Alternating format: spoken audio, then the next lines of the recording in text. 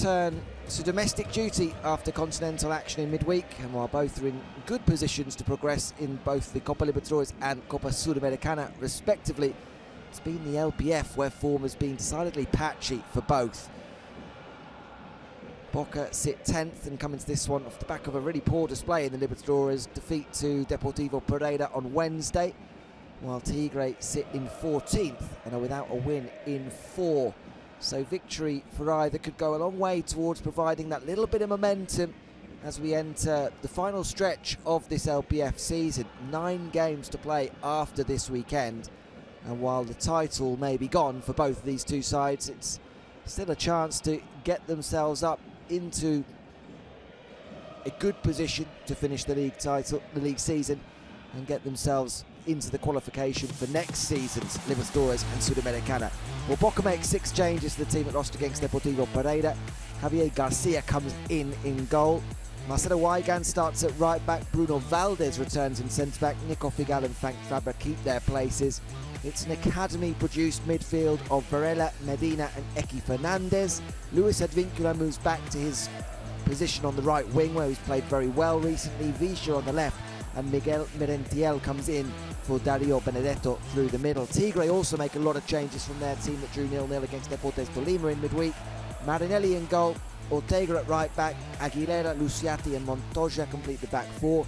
Predica comes back into the side with Martin Garay in midfield, and a Boca-looking attack with Molinas, Colidio and Retegui, all former Boca men, along with Alexis Castro, completing the 4 that will look to do the damage in the Boca half. Before we look ahead to this one then, let's look at what's been going on match day 18 and what's still to come. Of course, starting on Friday evening, where Atletico Tucumán picked up a 1-0 win over Arsenal. Yesterday, it ended 0-0 in the early kickoff between Gimnasia and Sarmiento. Platense gave their survival hopes a real boost with a 1-0 win over Belgrano. Lanús left it late but salvaged a point away to Independiente, 1-1 in Avellaneda. Earlier today, San Lorenzo's title hopes took a real blow as they lost 1-0 to Barracas Central. It ended 1 apiece a little moment ago between Defensa Justicia and Racing Club. Talleres continued their fine form, 1-0 winners against Argentinos Juniors. Boca and Tigre coming up in just a moment before the late kick-off at 9:30 tonight. Newell's versus Godoy Cruz. Monday's action starts at 4:30, where Colón take on Central Córdoba. At 7 o'clock, 2 games, Banfield versus Rosario Central and Huracán taking on Unión. At 8 o'clock, Instituto play host to Estudiantes, and the final game of the round sees league leaders Ríver Plate away at Vélez. The opportunity for River to take an 8-point lead at the top tomorrow night as San Lorenzo drop points. 5 points the difference now. Talleres up to 3rd on 34 points. Estudiantes on 31 in 4th, and then Defensa Justicia and Rosario Central on 30. Boca starting the night in 10th. An opportunity to close on those around them. Tigre starting at the top of the bottom half in 15th on 22 points, level with Barracas Central and Gimnasia, and a chance for them with a win here to go above Boca into 10th in the table. We're almost ready to go then. The players making their way onto the pitch. It's Boca Juniors against Tigre here, and it's a pleasure to be joined once again by Juan Arango for this one. It was not a good week for either team, although there is a bit of a solace in all of this, as you mentioned, Peter, as both of these teams are in fine position to qualify for the next round. But it was a moment where they could really grasp, where they could have really stood their ground and established themselves in their respective competitions, and they didn't. Now, it's time for them, at least in this match. Could it be that turnaround that ends up putting them as high as possible in the table? As we already know, they're both pretty much out of contention for the league title. But there is still the Copa de la Liga coming up in a couple of months' time that could end up reverting what has been a very pale and very tepid image that both these teams have been able to show in this calendar year up to now. So where do we lie? Where do we end up seeing things from this perspective? Well, I think today would be that day, or could be a day, in which they could start to rectify that.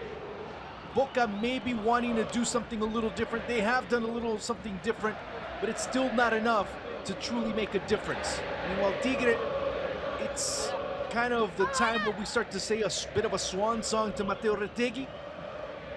Does the changeover start to really become a reality? Well, that ends up being another topic of discussion, and today would probably be an adequate day to look at it.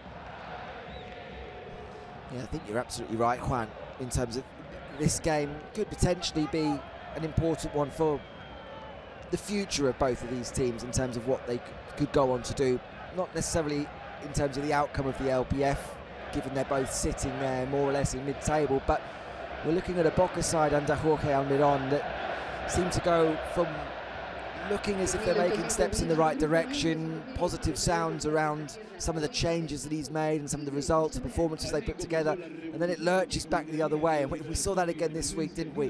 The response to the Superclásico defeat, back-to-back wins in the league, suddenly a really poor performance in the Libertadores against Deportivo Pereira, and although they still sit in a position where you'll expect them and they're almost certain to go through to the last 16, it was just a flat performance once again. So we're here at La Bombonera once more with this new man in charge still finding his way, waiting really for Boca to start stringing together performances, starting to build that momentum so you can look at them going into the second half of the year with the knockout phases of the Libertadores, with the Copa de la Liga, and say, okay, now Boca are getting back into a position where they can be contenders. They're not there yet, and this could be one of those games where if they were to put together a performance at home against a Tigre team that we know on their day can be dangerous, then it could be another one of those starts for Boca to build on.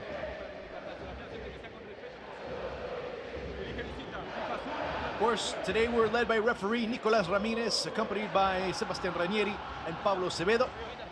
Fourth referee, Sebastián Martínez, and it'll be Ariel Penel on VAR. He'll be accompanied by Lucas Germanota on VAR.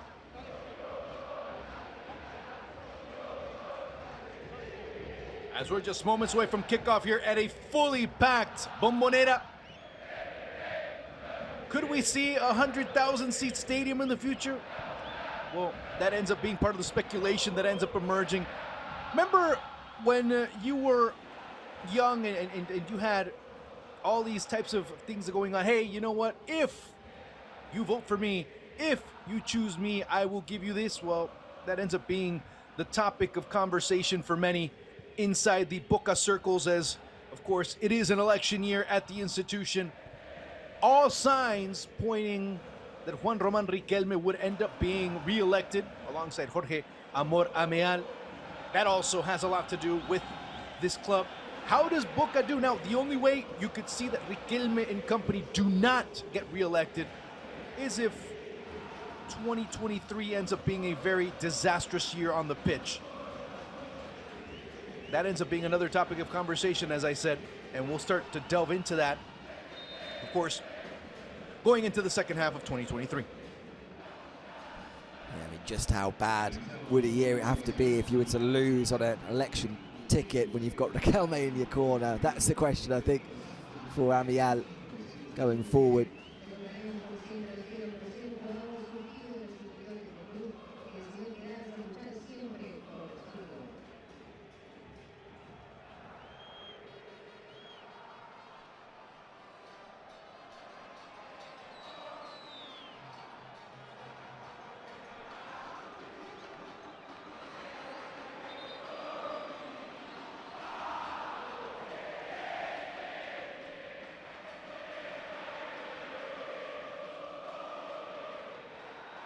As we get ready to go, and we are underway, as Nicolás Ramírez indicates that we've already started this match here in La Boca.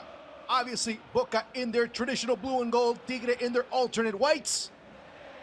As we're underway here in the south of Buenos Aires, in the south of the city of Buenos Aires, as Tigre looking to get 3 points, trying to end a drought of matches that have been quite insufferable for the side over the past couple of rounds. Of course, Tigre playing how they usually play, want to maintain the ball as cleanly as possible, as practical as possible. That's not working out in the initial stages. Can we say that easily? Well, there's two sides that ordinarily like to keep possession. When you look at the statistics across the league, Boca 5th in terms of highest possession, Tigre 6th, so two sides that will look to keep it as long as possible, look to find feet.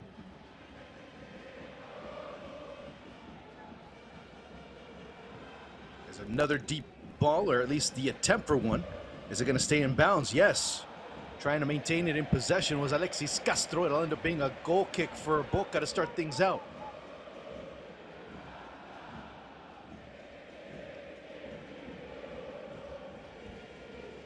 Jorge Almiron already, well, as Boca coach, you end up being the target of many criticisms. Oh, look at this ball, it's been given away. Great opportunity for Tigre. Tigre wasn't able to get it cleanly. An opportunity missed by the visitors. It's Cristian Medina. Over on the right, he does have Luis Advíncula, the Peruvian, who's been quite a... You know what I'm thinking about Luis Advíncula, Peter? Is the fact that... Actually, Sebastián Villa, I should say. But regardless, Luis Advíncula has been such a target. You see Advíncula there on the far left-hand side of your screen. I would say him and Medina are probably the two, I don't know if you can say revelations, but two players that have evolved the most under Jorge Almiron. That ball is swept away there by Abel Luciati, cleared away again by the Argentine central defender, won again by Boca, but knocked out. And it'll be Tigre being able to regain possession near the middle of the pitch. I think it's interesting you say that, Juan, and I'm in complete agreement with you. It's why I thought that the team selection in midweek in the Libertadores was odd, because what Almiron's got out of Advíncula is probably the best period for the Peruvian in a Boca shirt, having moved him higher up the pitch, away from the fullback position, and yet in midweek in the Libertadores he switched him back to fullback until he made a second half substitution, which negated a lot of the forward running that Advíncula is able to do. And Medina, who has been excellent when he's come into the side, but as soon as other players were back available, either from suspension, from injury, Medina was then back on the substitutes bench. So it's a big opportunity for the young midfielder from the get-go in a very youthful and real academy-built midfield alongside Varela and Ekki Fernandez here tonight. Villa recovering that ball. Again, doing what he usually does down this near side, is taking on defenders, and as of late that hasn't worked out. Case in point right there, Tigre looking to play it out. As Fabra ends up losing that ball, Boca will still have a good opportunity, and this is pretty much Sebastián Villa territory when it comes to free kicks. Well, no doubt he's going to fancy this one. It's still a considerable distance out, but favours the right footer. And Visha's able to whip that in. Plenty of blue and gold shirts heading towards the penalty box, making life difficult for this man, no doubt, Gonzalo Marinelli. First possible opportunity, legitimate opportunity for Boca, as Villa ends up being behind the ball.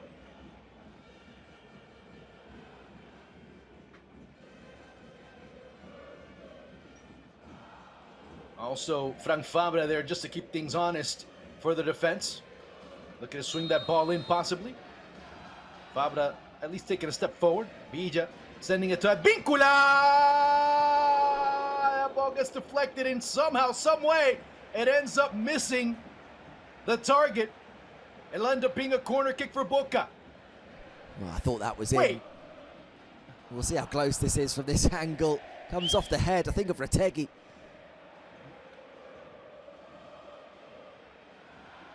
Sometimes it's a curse and a blessing to have that goal scorer's touch.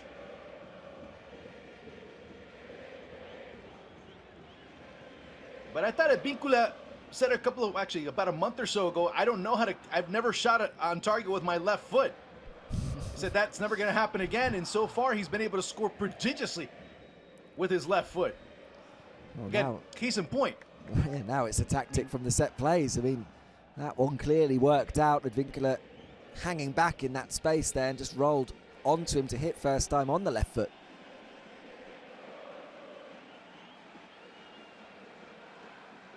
At least in the first few minutes, it's been Boca that's wanting to go forward. And if there is a positive to get out of Jorge Almiron up to now, it's that you see a bit of a change. I'm not saying a lot, but a bit of a change when it comes to Boca's attitude. Now, the mistakes, that's a different story. Is Aaron Molinas, one of two former Boca youth players, that one being the other.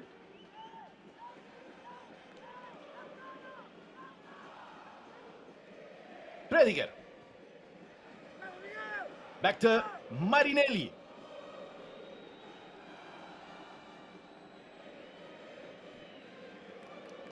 All that space in the middle of the pitch and immediately being able to turn back around is Facundo Colidio. Good sliding challenge there by Boca, and of course you see a great opportunity go astray as good defending there by Bruno Valdés, player that's been much maligned, especially now that he returns. All the way back it goes to the veteran Javi Garcia, who played at Tigre. It's kind of an interesting reunion of sorts. Retegi giving chase, cleared away finally by Chelo Weigand. Bruno Valdés winning that ball once again. Varela opening it over to Frank Fabra. Fabra does have some room. A good ball that's sent in, but a little bit too far for Villa. Played quickly by Gonzalo Marinelli. Garay. Played over by Martín Ortega. Now controlled by Emanuel Aguilera.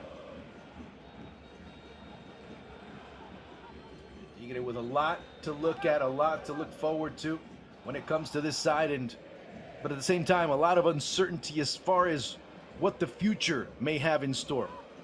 Of course, obviously, the big topic is whether Mateo Retegi will continue. Signs point to it being no. And also, we don't know if Diego Martinez will remain, because he's become quite the hot commodity over the past few months, if you will. Yeah, well, his name was even mentioned when Boca had the vacancy, wasn't it? Many people were looking at whether or not they'd take a gamble on the relative inexperience of Martinez, given the great job that he's done at Tigre. Good ball back into the middle, goes to Christian Medina. Medina does have a víncula, as he was offside.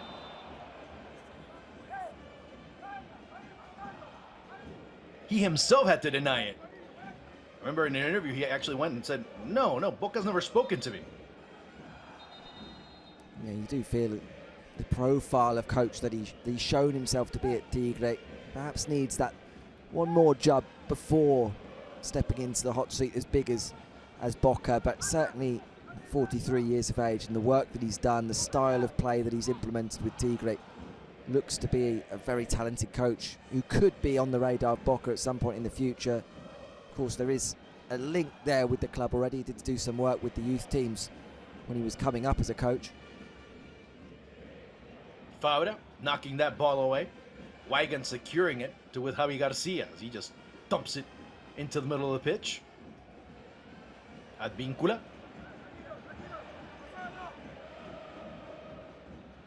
It's of course the Peruvian going down the ground and nothing being called by referee Nicolás Ramírez. Marinelli.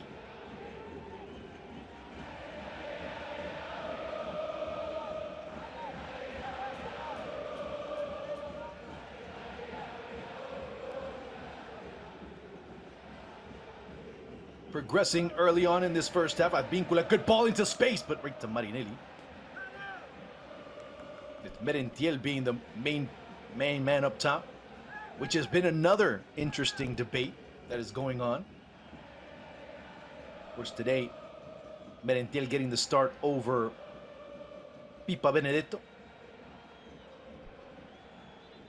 Merentiel scoring that very late winner last time out against Argentinos Juniors. That man on your screens now, battling away with Benedetto really for the one space in the team as that central striker. And Benedetto struggling for goals, struggling for form. Does open the door for Merentiel.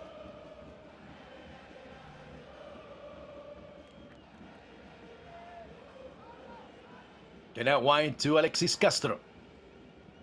Looking to serve that ball into the middle.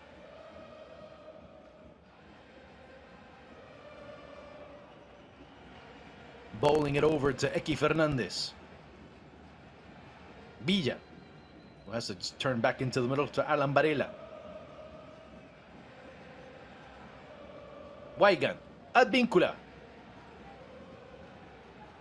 You just see what's going on here and how quickly Tigre are able to kind of set shop in the middle of the pitch. Εκεί Fernandez floating in the middle alongside three players. In the middle of them, to be more precise. Fabra. Figal. Bruno Valdés looking across the middle of the pitch. Instead, he sends it out to Advíncula.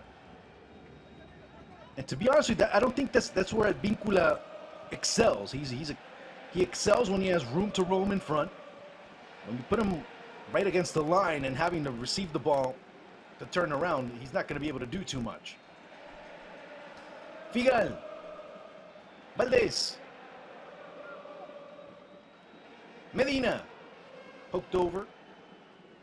Merentiel. Fabra. Does have Villa on the left-hand side. Fabra trying to cut it back into the middle. Does so. Εκεί Fernandez. Merentiel. A little bit too far as Chilo Weigand. Look where he's pushing.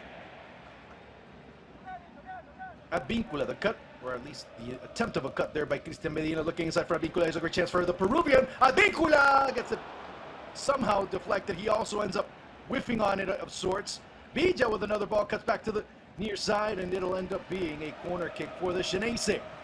That's a wonderful move. Advíncula just couldn't get it out of his feet. A round of applause for the ball over the top, though, finding that diagonal run as he comes in off the wing. And if he could have just got that out of his feet, Boca could have had their breakthrough. Positive start from the home team. Yeah, we have to start looking at that a little bit more. Oh, goal! Merentiel! Goal!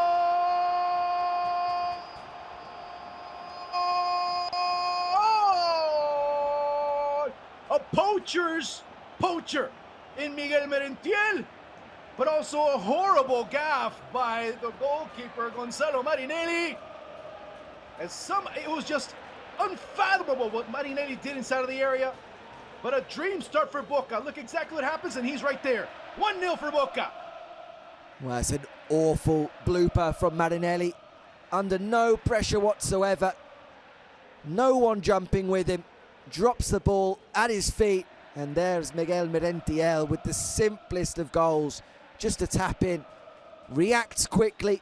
He's alert to the possibility of a spill from Marinelli. That's exactly what he gets for his 5th goal in the LPF.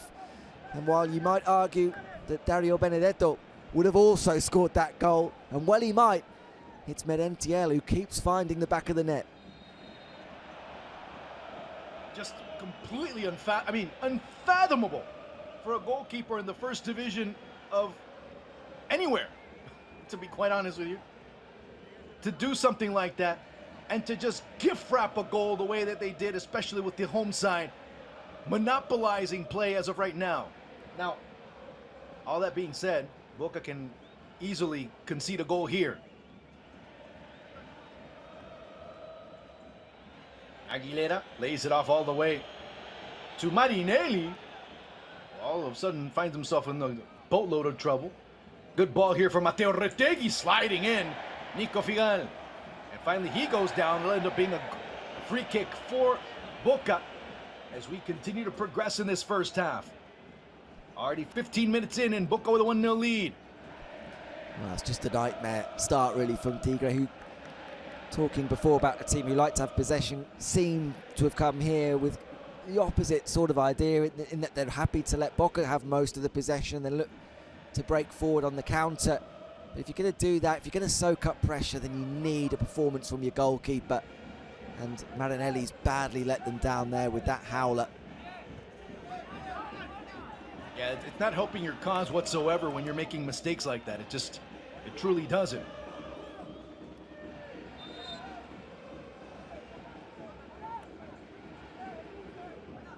With the result, Boca would end up in 9th place, just slowly moving up the table. Slowly and progressively moving up the table.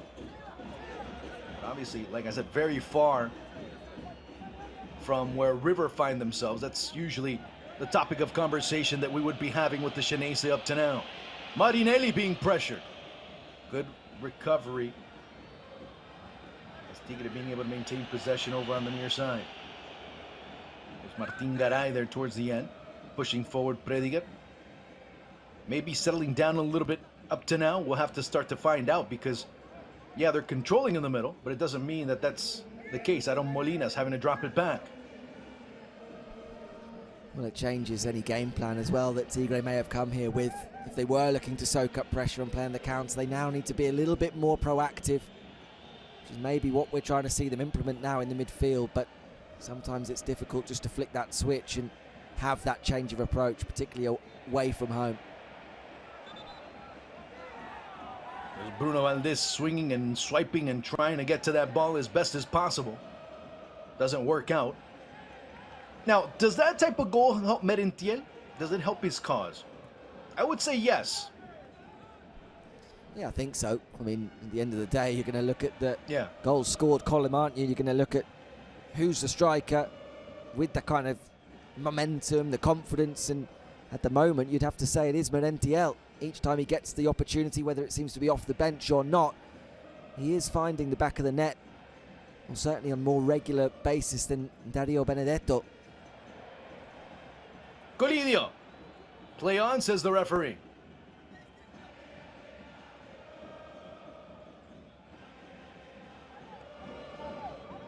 Luciati alongside Emmanuel Oliveira. Javi Garcia.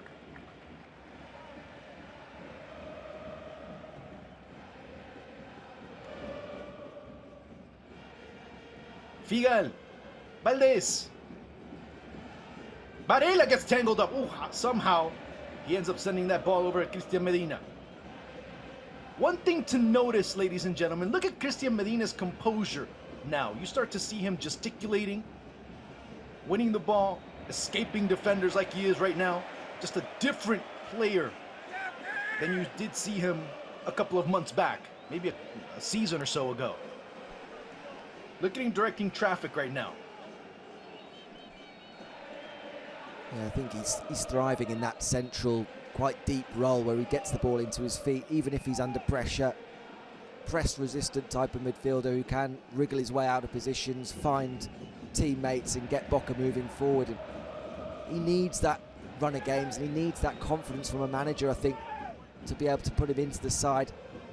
And even if he doesn't have a remarkable performance, that he still keeps a position in that lineup, because we've seen him, even at 20, be on the cusp of Boca's starting 11 now for, what, a couple of years? But he seems to come in, get a few minutes here and there, often wide on the right in the midfield, in different kind of positions, being asked to do different roles and never getting that momentum. Villa. Merentiel fighting for that ball. Inside goes Medina! No.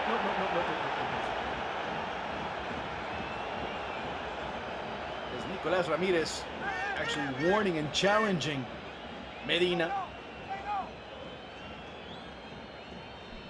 Well, does he think it's a dive or not? Seems slightly strange refereeing there. That he's convinced it's not a penalty, but he has enough just to have really strong words against Medina, presumably for going to ground and trying to win a penalty.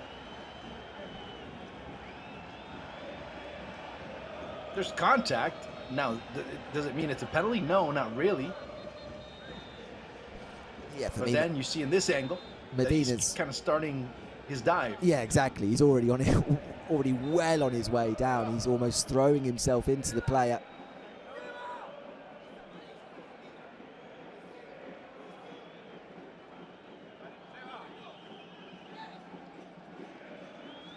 For a second, it looked like Varela wasn't going to be able to go anymore.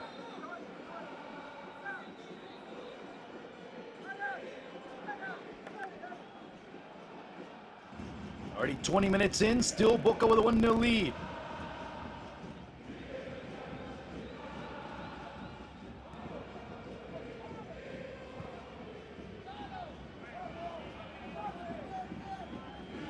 Marinelli.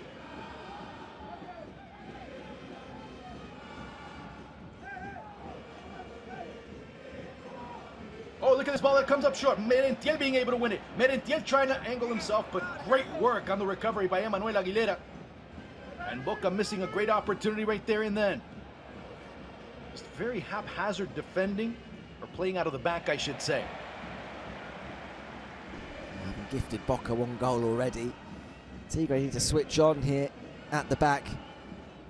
A second goal would be absolute suicide at this stage.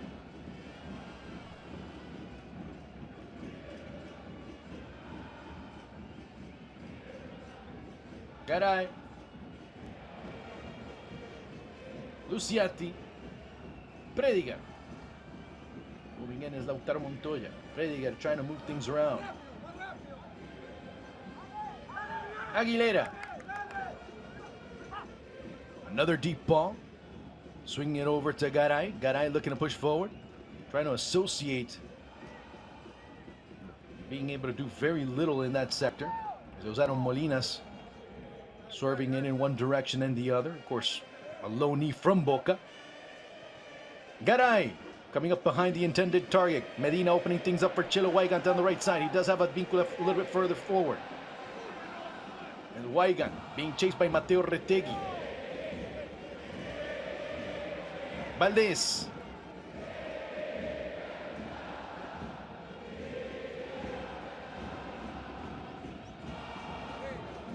Already almost 23 minutes played in this encounter. Javi Garcia. Garcia being complicated. Gives the ball right back. Oof. More than one player on both sides playing with fire with these types of passes out of the back. Javi Garcia not the most comfortable with the ball at his feet, as we're seeing there. We've seen him a couple of times just go for the safety option of hoofing it clear. And perhaps that's exactly why Tigre, if they put him under pressure, will be looking to expose some of those issues.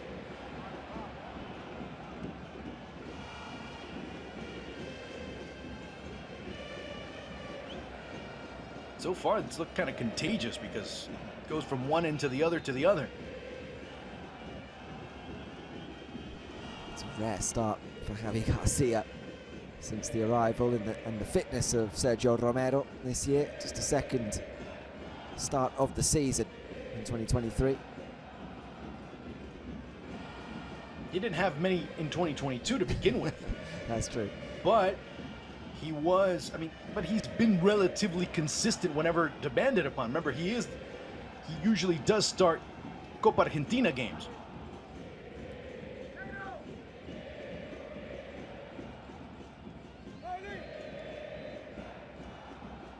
Villa. It bounces off of him.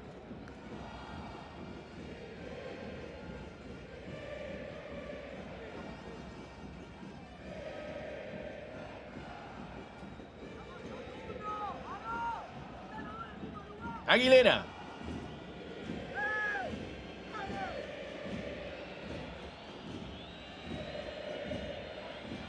Marinelli looking deep.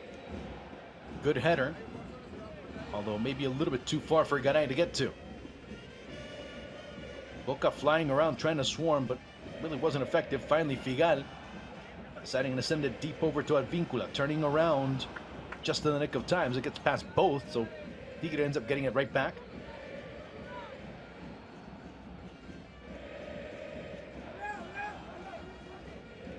It seems surprising to me that with those deep balls, yeah, you're looking for players, but you're not looking for the right players if you're Tigre, or the right player. Yeah, it's going to be very difficult to make anything of them. Mateo Retegui's a wonderful talent. We've already discussed the more than likely possibility that he will be heading to Europe in just a few weeks, but the service has got to be a little bit more subtle than that. But it hasn't even gotten to him. That's what ends up being a bit more preoccupying if you're Diego Martinez.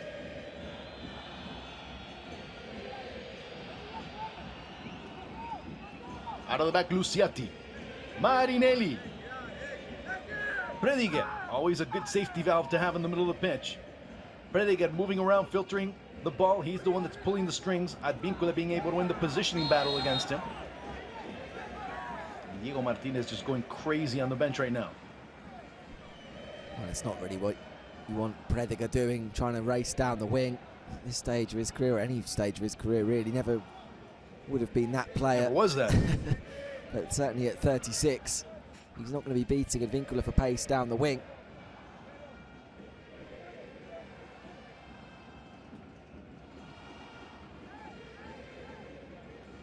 complicated ball. It's controlled by Varela. Finally punted away, not being able to get to it, but finally that second ball, Merentiel racing forward, Merentiel cutting back, Merentiel, off the post! And unbelievably, he misses that opportunity. But, like you said, Peter, he's creating his chances. He's working and getting them. Now, do they go in or not? That's a different story. Yeah, it all comes again from a mistake from Tigre and giving the ball away cheaply around halfway. Slipped in and the width of the crossbar away from giving the goal. Marinelli in a little bit of an awkward spot as the ball almost bounces back on him. I just wondered whether Merentiel bounce off of Marinelli, though. Before he was going to get that shot away, whether or not he was going to delay the play and find Visha, who's making that run down the left. Speaking of Villa, he's the one that serves that ball inside, still going through, and this time, coming in was Bruno Valdés, and he almost ends up kind of, just kind of bumping that ball in. Yeah, Tigre looking very shaky defensively this evening. Again, question the marking there from that corner as well. Valdés almost caught by surprise as the ball came through at that near post, but no one's with him.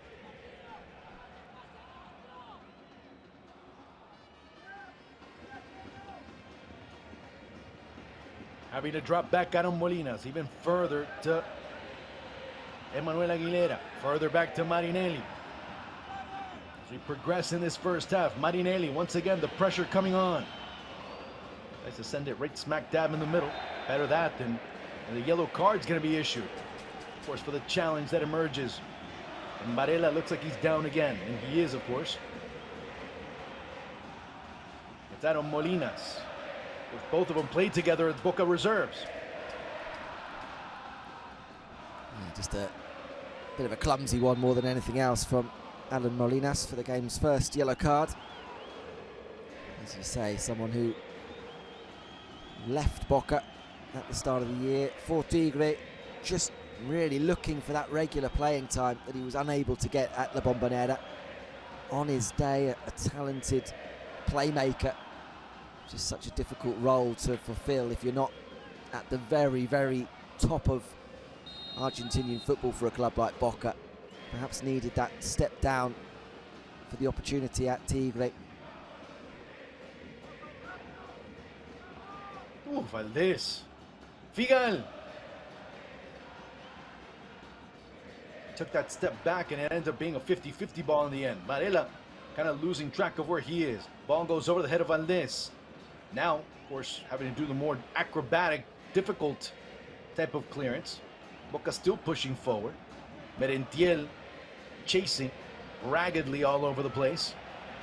And this is what fans appreciate. This is why they look at another ball that comes in. Here's a great opportunity from inside Merentiel. He's onside. Merentiel ends up slipping, and another chance missed.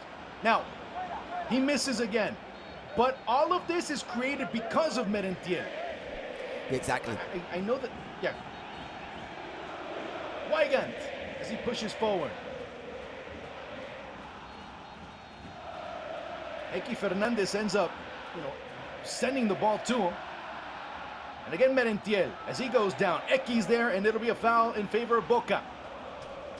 It's been a great half an hour as well for Ekki Fernandez. Just doing a lot of the stuff perhaps under the radar, but he's playing in that slightly advanced role in the midfield, winning the ball high up the pitch, and there he is again, feeding the ball in from Merentiel. No offside flag as well. I think Tigre were hoping it was going to come, and in the end, Predigat just about gets back in time.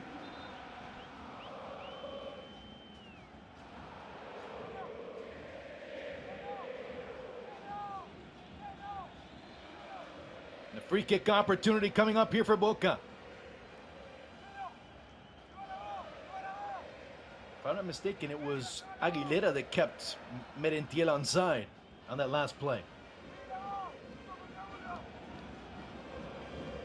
Luis Sebastián Villa has a Víncula wide.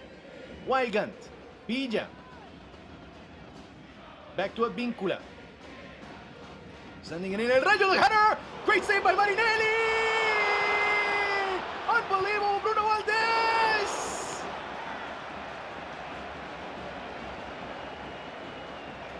still 1-0. Somehow, we're still 1-0, Juan. Tigre getting opened up once again. The marking non-existent almost, as Merentiel just takes up a position between two defenders, neither one of them marking him. It's a really good stop by Marinelli. Then it's cleared off the line.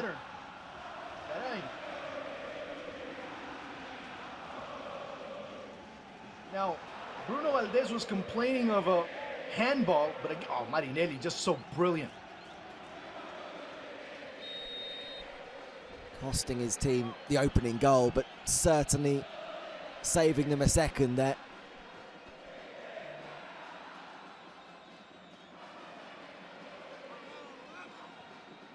Boca being very aggressive up to now. Can they keep this up through the throughout the 90 minutes? Tigre, I'm not sure if they've even as much as ruffled Javi Garcia's feathers up to now. When you look at all those changes that Almiron made today, and perhaps a few of those that dropped out of the lineup will just be a little nervous at the performances from the likes of Merentiel and Ekki Fernandez. Mateo Retegui coming a little bit late on that ball. Weigand. Advíncula. As we get into the 33rd minute of play. Racing forward is Cristian Medina. Medina back inside. Ekki Fernandez. Weigand. Ekki. Advíncula making a run. Of course, every time Advíncula starts making a run, he's already recognized by at least one or two defenders, so that ends up opening some spaces on that side. Fabra. Villa. Another ball lost by Villa.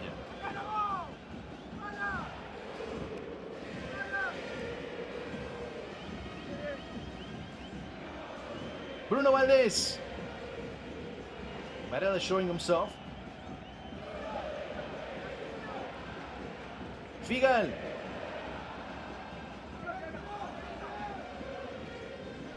It's Javi Garcia opening things up for Advíncula. A little bit too high for the Peruvian.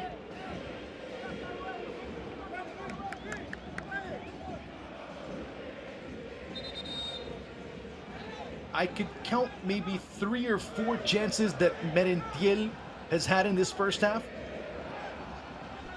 Yeah. Been very, very active, like you say, missing the chances perhaps, but being in those positions, actively being the reason for some of those chances in terms of his pressing high up the pitch as well. So you still have to take a lot of positives from that and how active he's been in putting together an important part of what's been a really good 34 minutes for Boca. Garcia.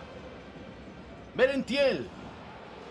Stumbling and bumbling his way for Ekki Fernandez. It was in the wrong foot. The shot that goes off of the back of Nico Figal. Now, we're saying all of this, but at the same time, we can also say that Boca are always one errant pass away from getting equalized.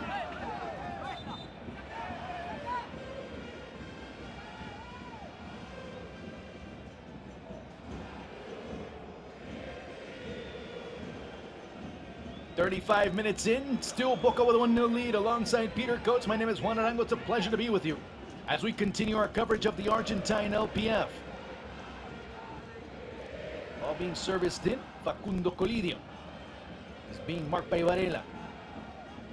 Advíncula. Hoofing that ball as far as possible is Bruno Valdez. Recovering it was Luciati, but a foul's being called. Varela down again, this time at least claiming that he gets an arm across his face.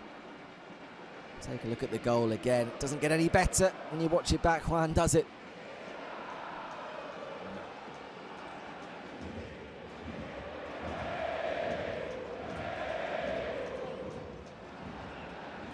Trust me, it must be playing in a loop right now in his head, right at this moment. I mean, that save that he made a short while ago to deny Merentiel a second will go some way to easing some of those thoughts, but I think any goalkeeper, when you make that kind of error, particularly if it ends up having an impact on the end result, will be one that makes it a little bit difficult to sleep the night after the game.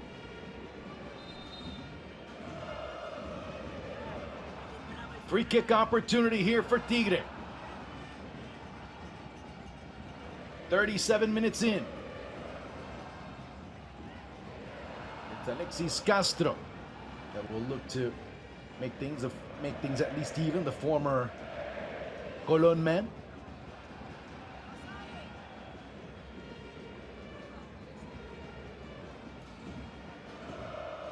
Also, keep in mind one factor: the amount of. Well, I'll mention in just a second. Ball's knocked away by Castro. The amount of contracts Tigre have that end in December. That's going to be one of the big things to look at going towards the end of the season for, of course, for everyone in terms of Tigre's management. Diego Martinez is going to have some type of say when it comes to who stays and who goes. So that'll be a big task for club president Ezequiel Melaraña.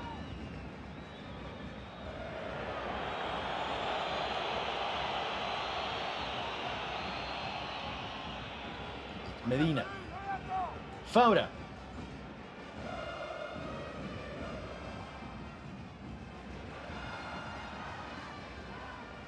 Figal. So far, it's been as close to ideal as possible for Boca in terms of their overall performance.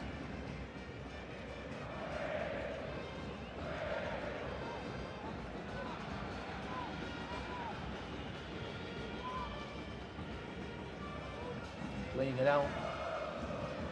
Boca right there trying to prevent them from any outlet to being one of those clean ones that advance Tigre rather quickly. Watch out down the left side. That's where play can evolve a little bit more.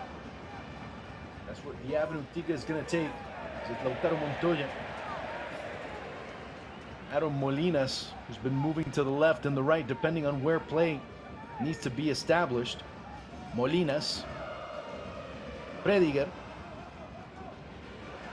Aguilera. Play continues. Fabra. Villa. Opening it up to Advíncula. Chelo Weigand hustling down the line. He does become an option. Weigand advancing. Advíncula. Lost ball, and it'll be a free kick again for Boca.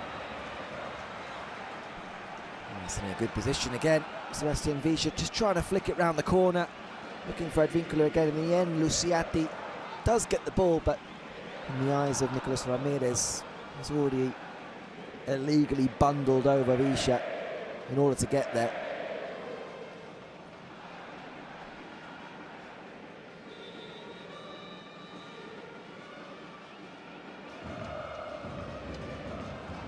So who takes it from this angle? Usually, whenever he's on the pitch, it's Oscar Romero. Yeah, well, that certainly suits the left footer, doesn't it? And as you say, Romero is few better in those kind of positions, but I think that's exactly what the discussions were, and I think why Fabra, the man pictured, may have just won that argument.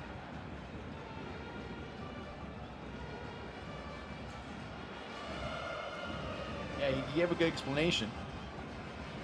The ball has to go this way in a certain direction, so, or maybe he's going to play as a decoy. Keep in mind, one of the best goals of the season, or of the year, was from Fabra against Tigre, if you remember that correctly. It'll be Villa. It'll be a corner. And the final of the Copa de la Liga, remember that goal that Frank Fabra scored from about almost 25-30 out? Yeah, of course. Yeah, Copa de la Liga final that Boca ended up running away with. Talking before, Juan, about those contracts running out, you just wonder whether or not last year could have been Tigre's peak, if it could be the end of a cycle by the end of 2023. Villa, another service inside, another header that's won by Tigre. Fabra, Advíncula, Villa. Advíncula.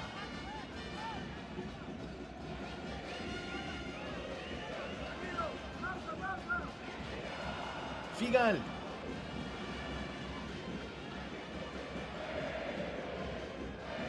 Medina. Varela also getting in the mix there. It's Advíncula looking to find Chelo Weigand. Instead, he does find Sebastián Villa. Weigand. Gonna be another corner kick for the Chinese. No, it's going to be a goal kick. Okay. I thought it was the other way around. And so did Marcelo Weigand. Interesting in the last 5 minutes or so to see Boca trying to overload down that right-hand side. Visha getting over on that side as well as Advíncula.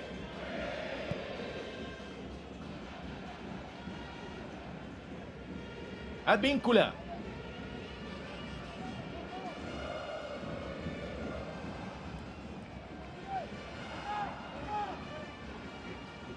Another ball divided. Tigre finally being able to recover it and win it. At least for the time being. Ekki Fernandez as he ends up stifling his former teammates. First time he faces them ever since he arrived. Medina. Twirling around, trying to find an option, having to drop it back. Varela. Fernandez. Figal. Fernandez. Villa. Off to the right one. Fabra has a little bit of pace, but it's going to be difficult to try and win that against Emmanuel Aguilera.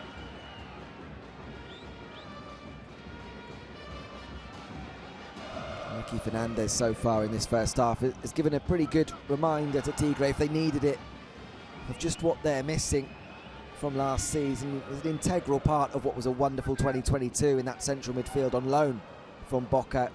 And he needed that experience, he needed those regular minutes in the top flight. Returned to Boca for this year and has had to make do with a much more of a squad role once again. But he's giving one of those performances which is just why he's considered such a big talent in Argentina. Valdés. Of course, Bruno Valdés and Emmanuel Aguilera were both backline mates just a couple of years ago over at Club America in Mexico. Weigand, he goes down.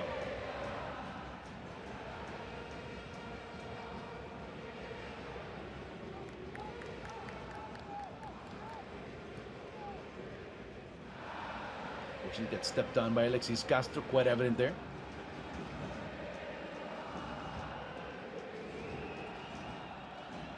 We get into the final minute and a half, and whatever time is going to be added by the referee. Back, Javi Garcia. Fans must just cringe every time a goalkeeper has the ball right under the shadow of their crossbar.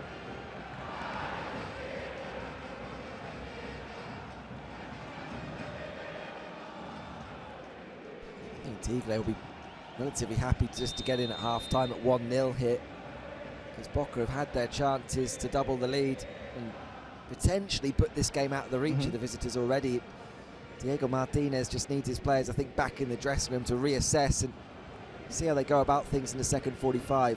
Not helped by that error by Gonzalo Marinelli early on, but whatever they were hoping to get so far from this one just isn't working out for them. Again, Merentiel. Ball bouncing around, recovered by Varela. Weigand. As 1 minute will be added on, like I mentioned before. Advíncula over on the far side. Going to sail that ball in. It does, but nobody there to really recover it. Villa tracking, recovering. Fabra. Fabra looking to send that cross in, and no one there. Facundo Colidio giving chase. Villa, did that ball go out of bounds? It looked like it did, as it's indicated by the second assistant, Pablo Acevedo. 1 minute of added time added on, which we're into already. So what does Tigre do in the second half? Well, that's the question. They've got some good options on the bench, some regular starters who haven't been given the nod today, and maybe Martinez turns to them. Blas Armoa is one of those that you could potentially bring in and provide that extra body going forward on the counter. I think someone like Menossi into that midfield there's an extra passing option as well, would improve matters. Do you take out Molinas? I think he'd be one of those that you'd be looking at, wouldn't you? You'd be looking at either he or Castro. I mean, he's a pretty regular starter. Maybe Garay or Ortega, just have one of those two at right back and change that midfield. But seems to be there in that midfield where Tigre need to take a bit more of a grasp of this game. And we'll see how things play out, as Tigre have had a very poor first half. As it wasn't just good play, they were tormented by a beast throughout the first 45 minutes as they find themselves down 1-0. Don't go, we're going to come back. When we do, we will have everything that's gone in the round and everything that is yet to come in this Argentine LPF. Don't go away.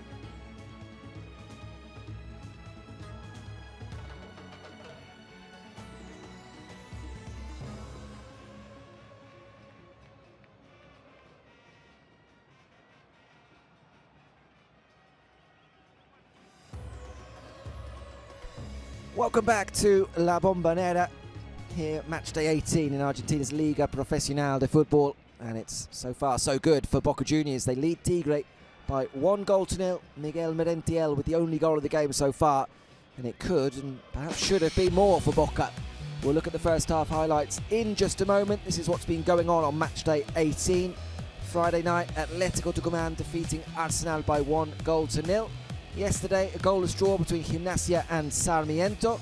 Platense defeated Belgrano 1-0 to at least ease their relegation fears.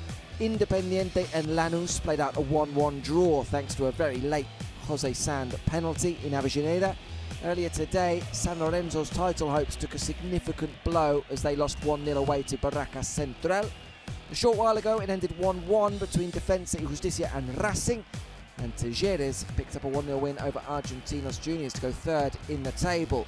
Here it's 1-0 at the break between Boca and Tigre. Coming up in a short while, it's Newell's Old Boys versus Godoy Cruz, and then 5 more games on Monday. Colón play Central Córdoba at 4:30. Banfield versus Rosario Central, and Huracán against Unión. Both of those games kicking off at 7. An hour later in Córdoba, it's Instituto versus Estudiantes. And finally, the last game of the round, the big one from Liniers, sees the league leaders Ríver Plate take on Vélez Sarsfield. And it's a big game now. Tomorrow night, Vélez will be looking to stop Ríver going 8 points clear at the top after that defeat for San Lorenzo. Tigres have closed the gap. They're on 34 in third. Boca are climbing to 9th with a win as things stand. They're going above Godoy Cruz on 27 points, just 1 behind Belgrano in 8th, 2 behind Lanús in 7th. And the bottom half of the table looks like this. Tigre will be remaining in 15th for now on 22 points, level with Barracas Central and Gimnasia. Instituto within touching distance of them on 20 points. Central Córdoba and Racing also just a 1 win away from Tigre on 19 points there. The bottom half of the table, Unión still rock bottom on just 12 points. And we'll now take a look back at the first half highlights.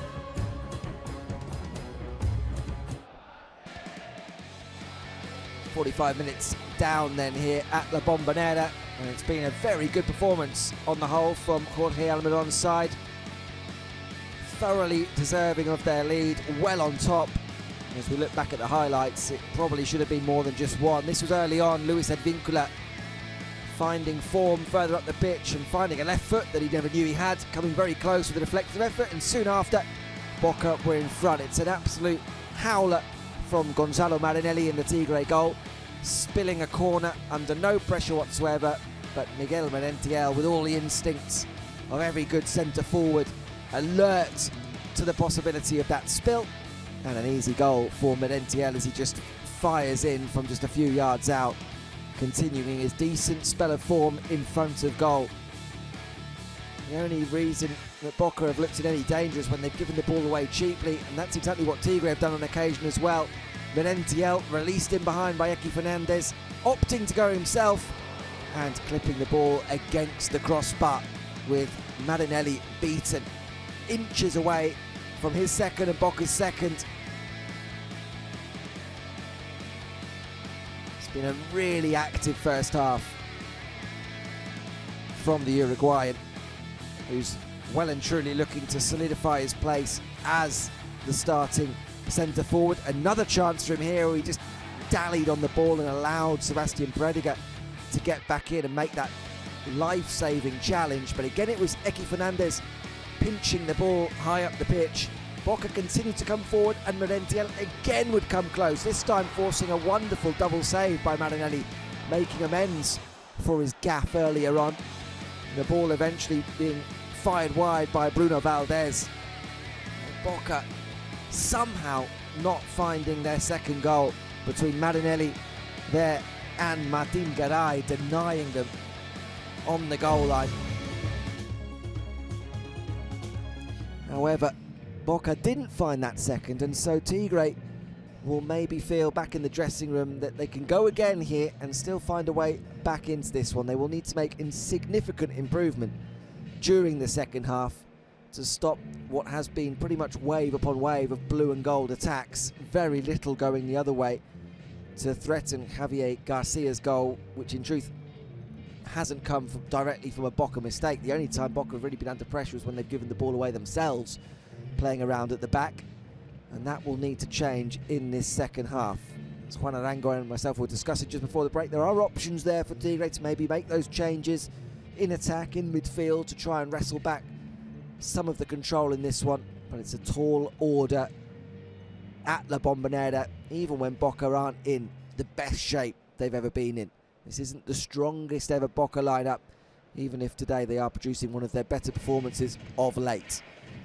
Well, we can take a look back at the goals from earlier during match day 18 before we look ahead to the second half, and we will of course begin on Friday evening, where Atletico Tucumán left it very late but picked up what could be a hugely important win.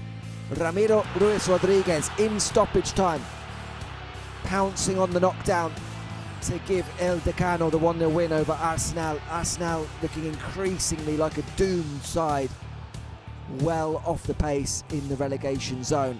The team above them, but still in the relegation zone, Platense, picked up a much-needed win. 1-0 winners against Belgrano yesterday. Nicolás Servetto with the only goal of the game after 3 minutes. No offside flag as he pounced inside the 6-yard box to nod in the only goal. Last night in Avellaneda, Independiente just minutes away from a victory against Lanús. Martín Cauterucho joining the league's leading goal scorers with his 10th of the season as he pounced on a rebound there.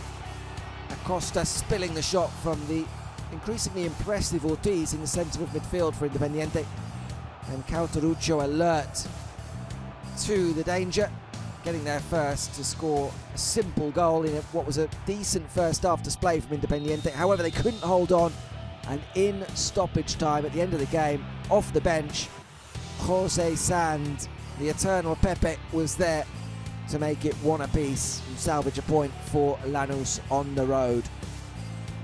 Never in doubt when Sand lined up with the penalty right into that corner. Earlier today, San Lorenzo were hoping to keep that pressure up on River at the top of the table, and instead it all went wrong.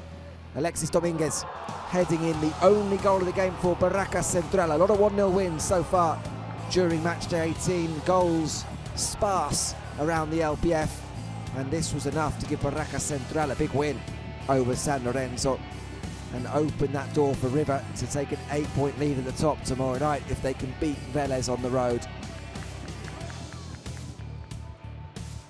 Tigres did their part in keeping up a bit of pressure at the top with a 1-0 win over Argentinos Juniors. On the hour mark, Ramon Sosa scoring the only goal there. Really well worked. Diego Baloches squaring, and Sosa was there with the simple finish. Tigres up to third in the table, and they go above, or stay above, Defensa Justicia in fifth as they were held to a 1-1 draw against Racing. Dominant in the first half, Gabriel Alanis giving Defensa Justicia the lead against out-of-form Racing after a cheap giveaway on halfway. David Barbona, the league's leading assist maker, putting this one on a plate for Alanis, but a red card in the second half for Thomas Askelante really opened the door for Racing, and they took advantage. Anibal Moreno heading them level after 66 minutes against 10 men.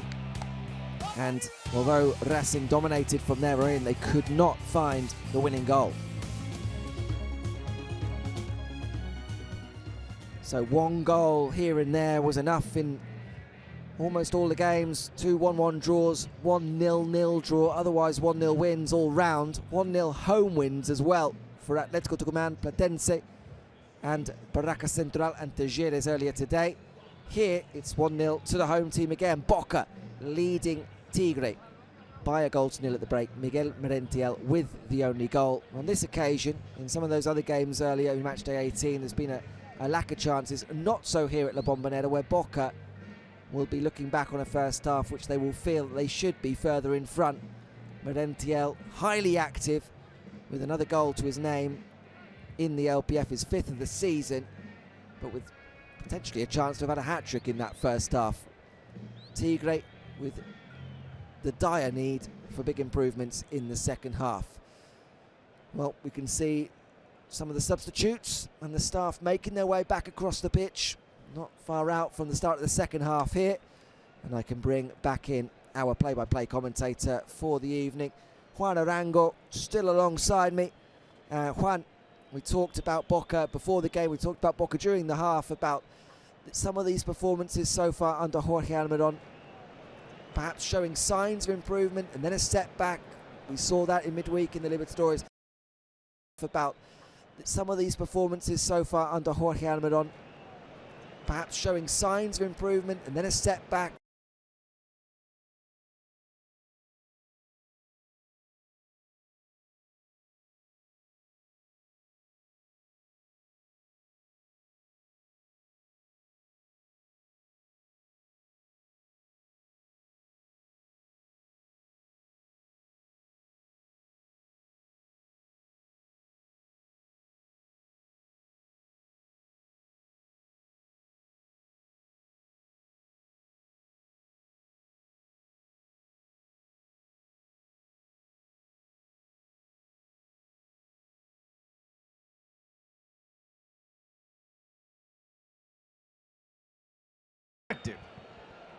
And it's all fine and dandy when you're winning.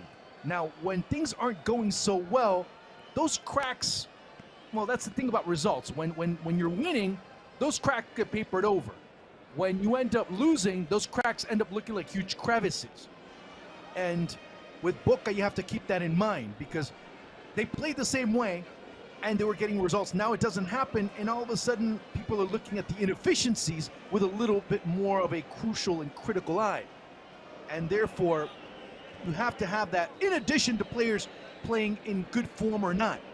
Case in point, Sebastián Villa. There was a lot of times in the previous campaigns where Boca might not be playing well, but they were just one moment of brilliance away from Villa or anyone else to be able to make a difference in the game. That has not been the case so far this year. Yeah, you're absolutely right, Juan. You look at the previous managers and the success that they actually had in terms of winning titles, but at no point necessarily getting the team, getting an identity into that team in terms of being dominant. And Jorge Almiron coming in as something of an outsider, not necessarily being someone the fans wanted. He's up against that in trying to implement that style for Riquelme and those upstairs, and we're still yet to see that. As the second half underway here in La Bombonera. Boca coming into this half with a 1-0 lead. It could have been more. It could have been a lot more, as a matter of fact. A shot that hits the post, a ball that's cleared off the line, an incredible double save by the goalkeeper who had earlier made a gaffe. So the script ends up writing itself, if this trend does continue, for Tigre to possibly be able to equalize things. Well, they haven't made any changes at the break, something we were discussing. So Diego Martinez, for now at least, sticks with the same 11. We're hoping for a little bit more from that same 11.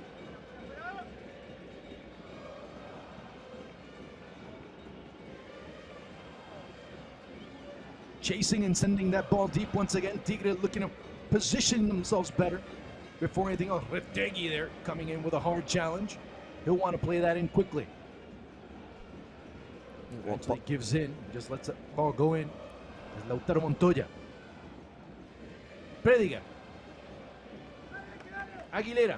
I'm sorry, Peter, what were you going to say? I think what Boca have done really well so far today against a team that do like to have possession is not allow Tigre to play out, really. As soon as Prediga gets the ball, there's Medina, there's Eki Fernandez, high up the pitch, looking to apply that pressure. Playing on the front foot and just rushing Tigre, not letting them settle at any point so far tonight.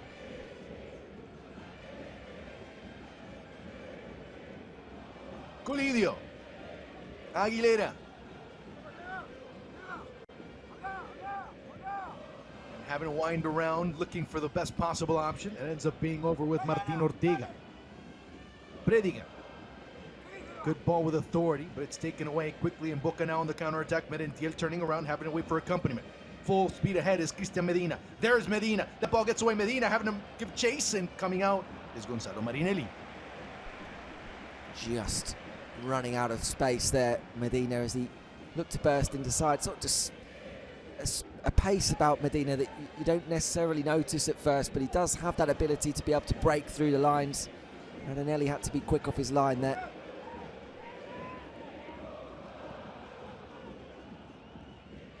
Ball whipped across. It's Colidio as he lays that ball off to Lautaro Montoya.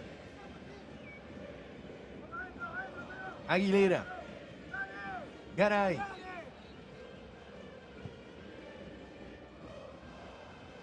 Ball being bounced in, continuing to play is Aaron Molinas. Figal.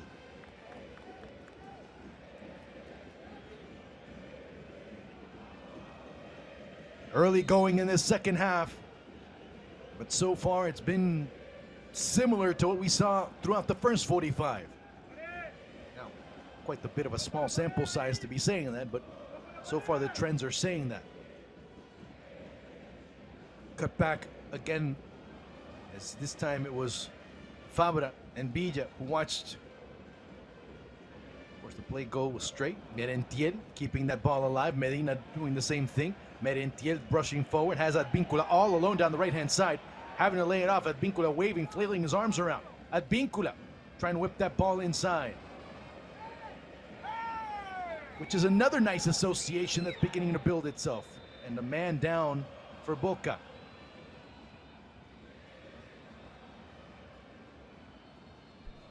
Certainly signs of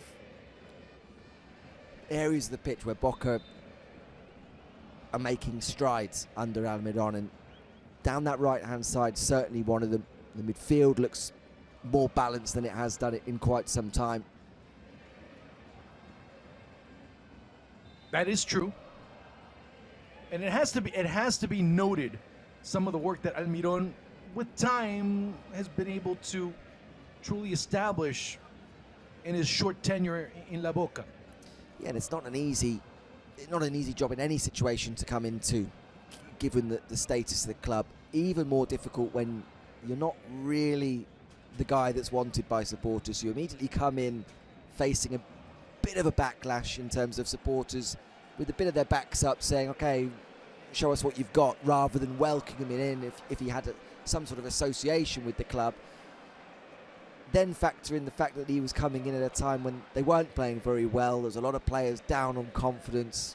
It's a squad which I think supporters look at and rightly question the role even of Riquelme and say, come on, we need a bit of a better transfer window in the future. So all of these factors have made it pretty difficult for Almiron, and I think if he can get them in a place where they're looking decent towards the end of this season, have progressed through to the knockout phase of the Libertadores as well, then I think he's got every right to say, okay, back me in this transfer window, give me a few of the perhaps signings that I want in positions where I think we need to strengthen.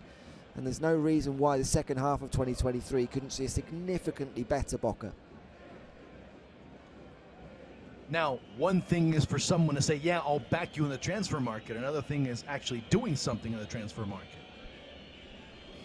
Yeah, I mean, it's going to be an interesting one for all Argentinian Yeah, clubs, isn't it? The financial situation across the board makes it a bit more complicated. Obviously, now, when we look at that, obviously Boca and River aren't kind of isolated from that issue, but they are in a different category, set apart because of their status and respective realities, if you will. Yeah, and I think, although funny to say that they're not the team that spent the most money. Neither one of them actually spent a whole lot of money in the winter transfer window. No, I think we'll see them, if they're going to do business, do it at this midway point in the year. And I think it's one of those things with the Libertadores sides to say, we've probably got enough to get through the group phase. Let's kick on where we feel we need to. If we want to go and challenge for honours in the second half of the year, which I think is probably what both of those two sides, Boca and River, are looking at. And I think with both of those two teams as well, they've probably got a couple of players in their squads as potential sellable assets if they wanted to put together a bit of a war chest, in inverted commas, by South American standards. You know, you look at this Boca lineup even in the 11 today, and there's probably one or two that Boca, if they needed to, could perhaps sell to Europe, get a few million in the bank, and then try and put together maybe a couple of players with the money they get for just one. It'll be very interesting to see how they deal with that come June, July. Well, yeah, exactly, because now you start to hear the Cavani talk emerge again. No transfer window would be complete without that. As usual. Although many are, yeah, like you said, I mean, many options are being looked at, even players on a free transfer, which is where, I mean, it's very difficult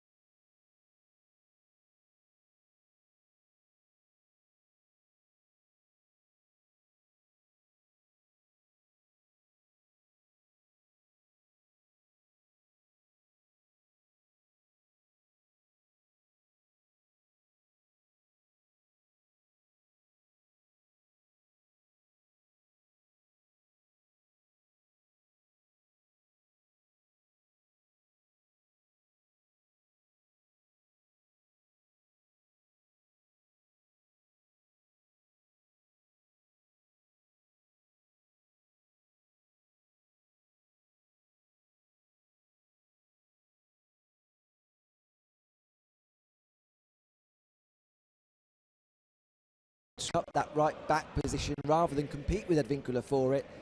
And to be honest, the pair combine really well down that right-hand side for Boca. Free kick coming up here. Figal. We're stocking with Εκεί.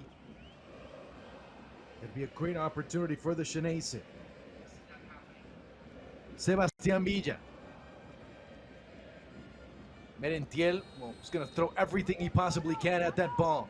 Villa curling that ball near the penalty mark.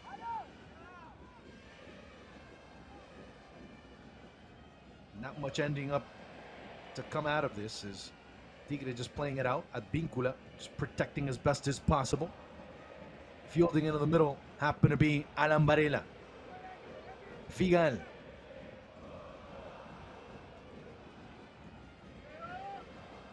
Being able to maintain and dictate so far the conditions of the game, Boca, but maybe with a more regulatory tone in this second half. Medina, as he escapes, has Advíncula down the right, a bit short for the Peruvian.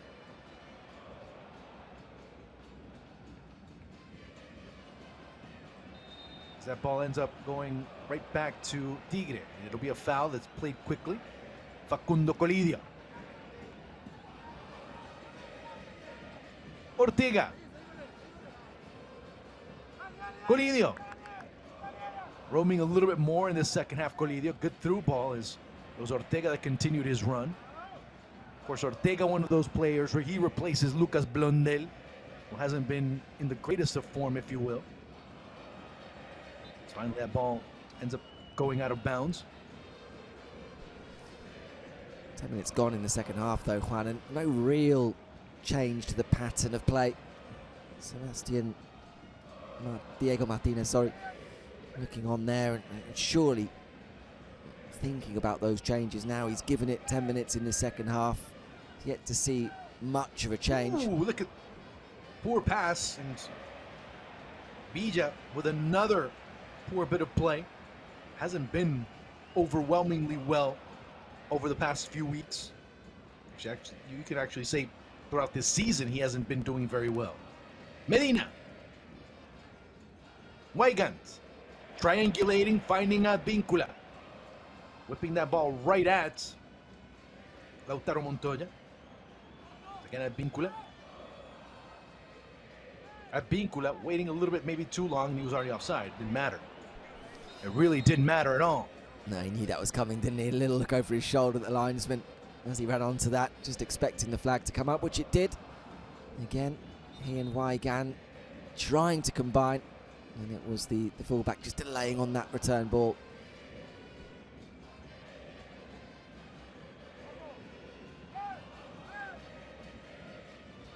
Marinelli.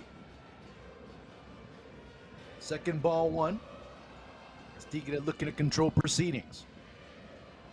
Montoya. Switching over, finding a wide open ball as Javi Garcia comes out. Maybe that's the first true intervention by the veteran goalkeeper. Certainly the first one that I can remember. Juan, he does well there, comes with confidence, takes the ball high above Retegui, who's really being starved of service this evening on his return to La Bombonera. A big return as well. You may not see him too long in the LPF. Looks absolutely certain that he'll go in this transfer window. Merentiel winning that ball from Medina. Again, it's Christian Medina, has a man wide open down the near side. Sebastián Villa at Advíncula, he's fast. You got to give him a better ball to play instead of just him trying to keep that ball in bounds. Villa, Medina.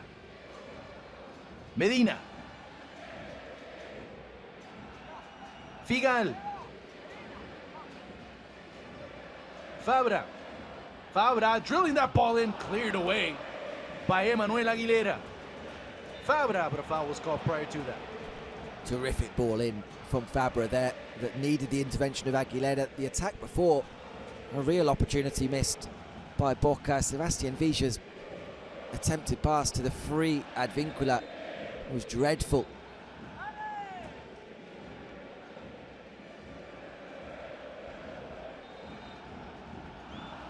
Two substitutions coming on as we see them for Tigre.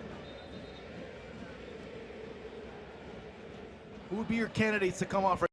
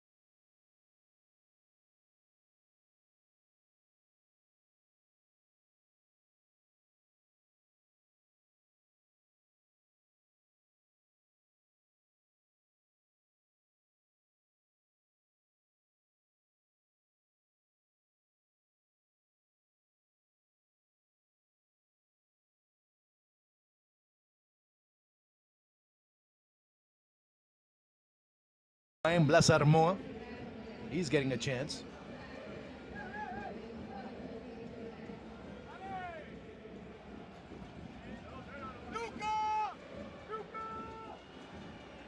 So 2 substitutions already made by Tigre.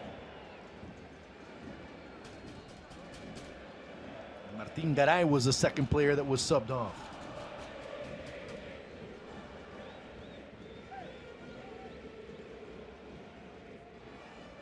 As we already are in the final almost 30 minutes of this match. Second half that's gone through with very little in terms of danger, in terms of threats. Look who's about to come on. There's even more. Angoni and Martin Pajero also coming on. More good news for Boca. Another good potential ball that ends up being well defended by Tigre. Varela. I would take off Villa, to be honest with you, if I were Boca. I don't disagree with you. Fabra. Villa. And circulating the ball well. Weigand does have Advíncula.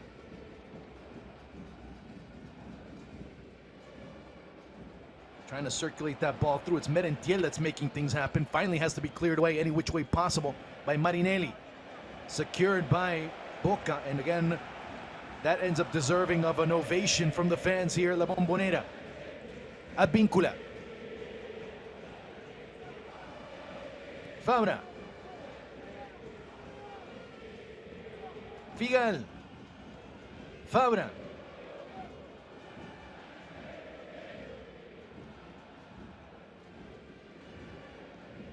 Coming off will be Advíncula and Ekki Fernandez. Okay. Rushing forward is Fabra. Good through ball. Here's a chance for Merentiel. Oh, no. Another opportunity missed. And another ball that goes just wide. Now Boca being quite wasteful. But a great through ball, though. Yeah, it's a great attack. Once again, at speed. Good run, good ball, and just lacked that final touch. Merentiel, I said at half-time he could have had a hat-trick. Well, he certainly could after that one. 1v1, fails to even work. Marinelli or hit the target. And Boca will now make that double change you mentioned, Juan. Advíncula being hurried across the pitch by Nicolas Ramirez. He and Ekki Fernandez, the two that will make way. And Martin Pajero and Luca Langoni will come in. Langoni, the 21-year-old, making his return from an injury layoff.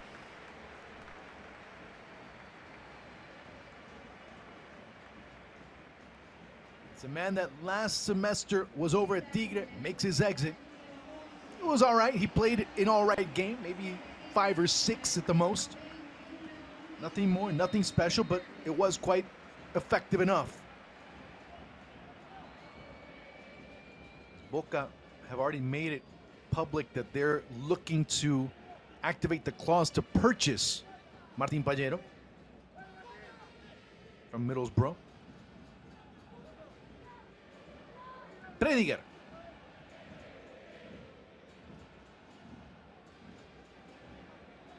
As Fabra will end up getting called for the infraction. That'll be a free kick coming up for Tigre.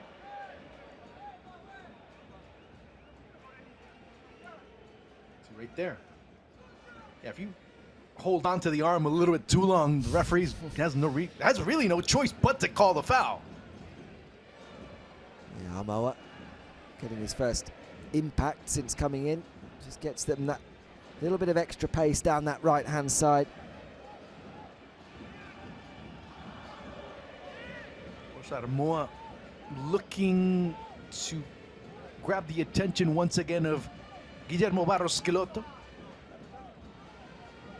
Going into, well, not really the June FIFA date, but looking to grab the attention come September when World Cup qualifying resumes in South America. That'll be quite the interesting set of circumstances. And hopefully that ends up working out for him. They had a great run of form last year. Tigre, watch out. This could be a very important moment here in the game. Tigre looking to rush forward. It'll be Aaron Molinas sending that ball inside. It's the header that Javi Garcia looking to get to it, and ends up bobbling right into his hands. Wants to play it out quickly. Maybe not the most precise of balls, and of course Javi Garcia complaining. Nicolás Ramirez. You can see, of course, Javi Garcia's complaining is why, because he's not allowed to play the ball cleanly. You can see right here. There's Blas Armoa kind of sort of getting in the way.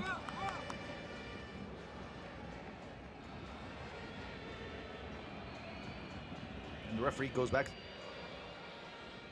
So coming in is Agustín Cardoso, and Sebastián Prediger comes off.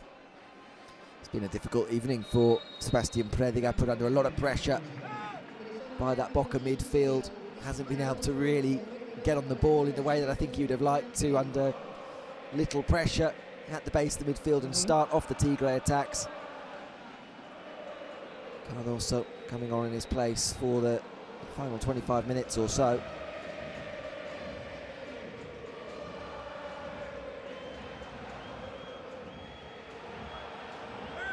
Boca will do no worse than 10th.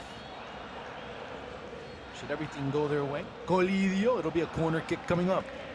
Should they win this match, I should say.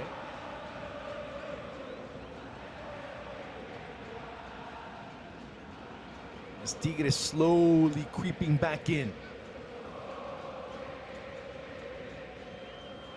Sebastián Medina. Retegui, if you give him an inch, he's gonna take it. And then some. Good opportunity coming up here for El Matador. It'll be Medina. Serving it in near post, still bouncing around. And now the break starting for Boca on the other end. Full speed ahead is Cristian Medina. Medina, look at the pace that he's trying to impose there, but great work by Lautaro Costa being able to cut that ball off. Winning it once again, Boca. Luca Langoni getting his first touch of the match. Langoni driving towards goal. The cross inside! Merentiel just a skosh late, and it ends up being another threatening opportunity for the Xeneize. Terrific first bit of play by Langoni on his return. Head down, looks to beat the fullback, and then whips in a delightful cross for any centre forward. Merentiel just couldn't quite get that touch.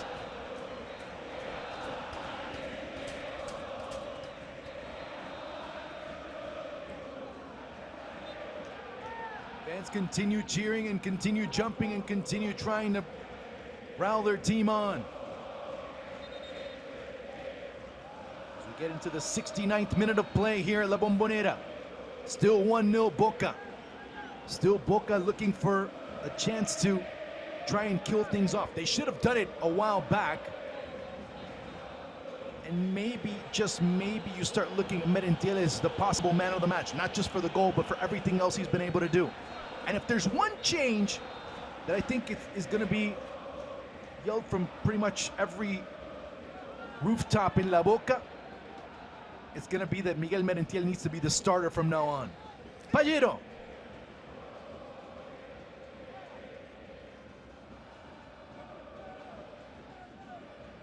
You were silent there, and I think that's an agreement. It absolutely is an agreement, yeah. I think worryingly so for Dario Benedetto, in truth. I think the only thing lacking from the performance really is a second goal from Merentiel, because he's getting into those positions. If he could get that second goal and well and truly stamp his mark on being the match winner, then I think you'd really say this was almost a complete performance from your lone striker, because he's done everything else superbly.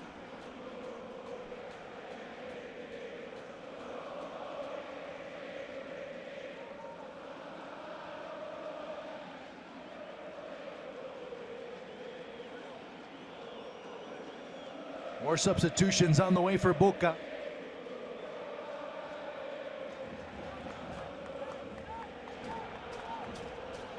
It'll be Sebastián Rolón coming on. Esteban Rolón, I should say, coming on.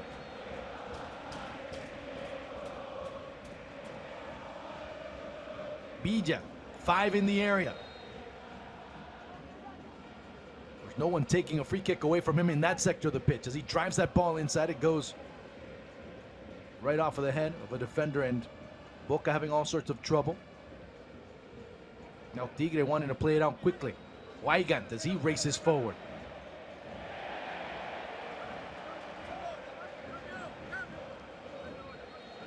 And Luis Vázquez coming on as well.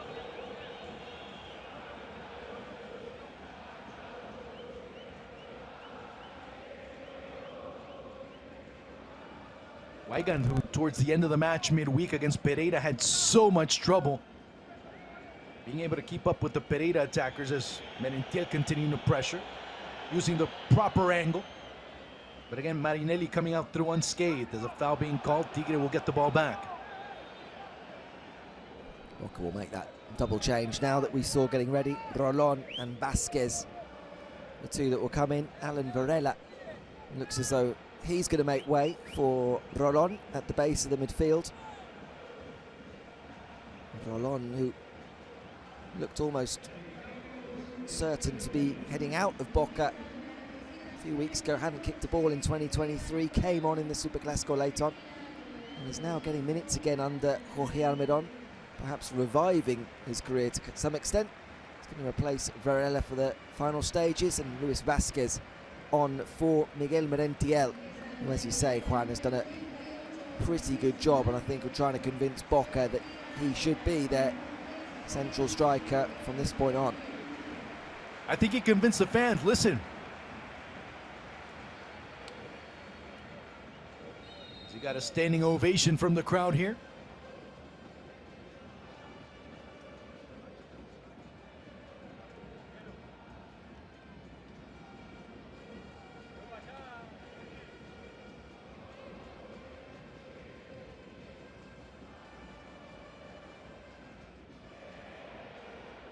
And a good through ball. Vázquez, who will run, and he'll run, and he'll run, but then he's had a lot of trouble trying to find the back of the net for a while now. Weigand. He's dropping back is Pallero.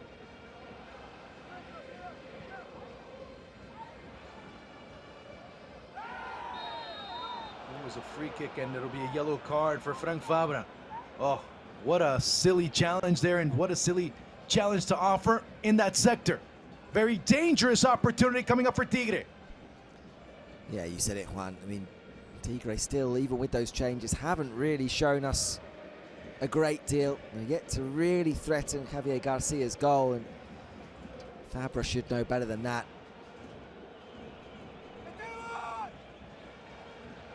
I mean, and we've said it throughout. One thing is Frank Fabra going forward. Another thing is Frank Fabra going backward.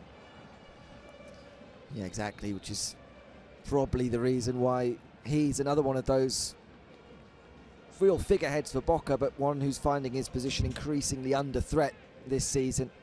Of course, the real competition, Valentin Barco now away with the Argentina under-20s at the World Cup.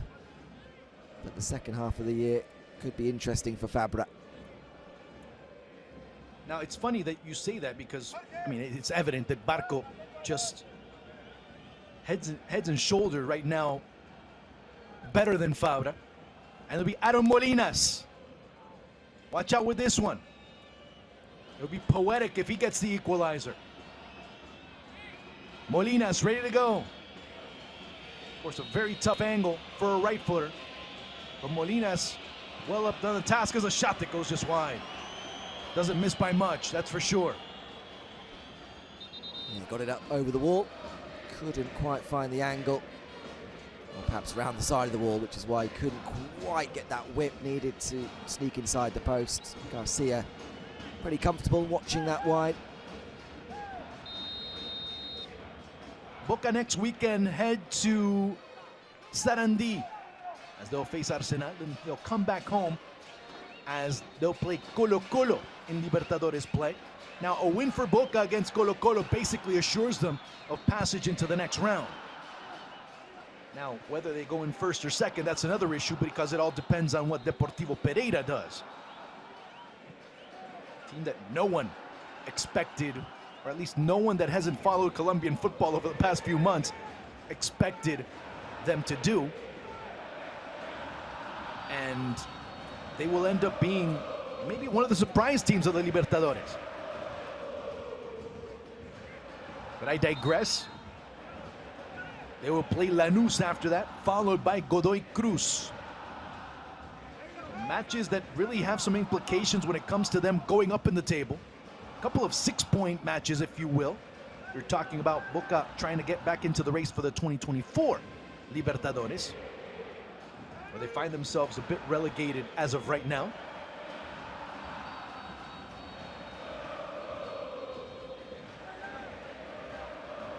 I'll give you Tigre's upcoming fixtures in just a little bit. Weigand having to drop it back. Garcia.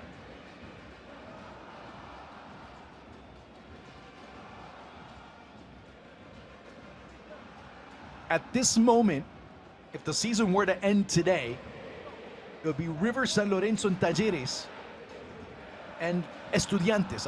Obviously, River would be advancing because, as of right now, they would be the league champs.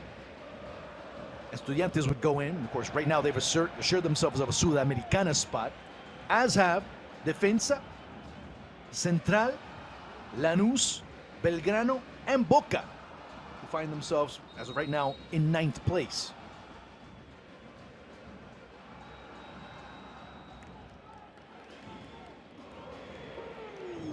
Molinas. If VAR checks that, VAR could check that. I don't know, Peter, what do you think? Yeah, I don't think there's any intention there, Molinas. No, I don't. But you still make the contact.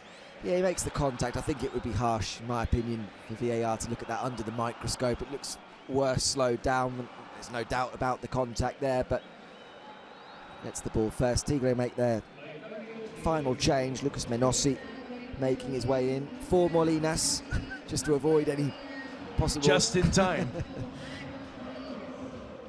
Just in case VAR decides to check it, but it'll be a moot point because play is already resumed.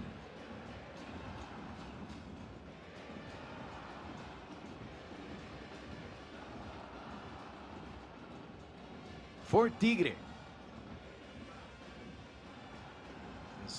with this result, they go 5 winless. Another ball that comes through. Weigand.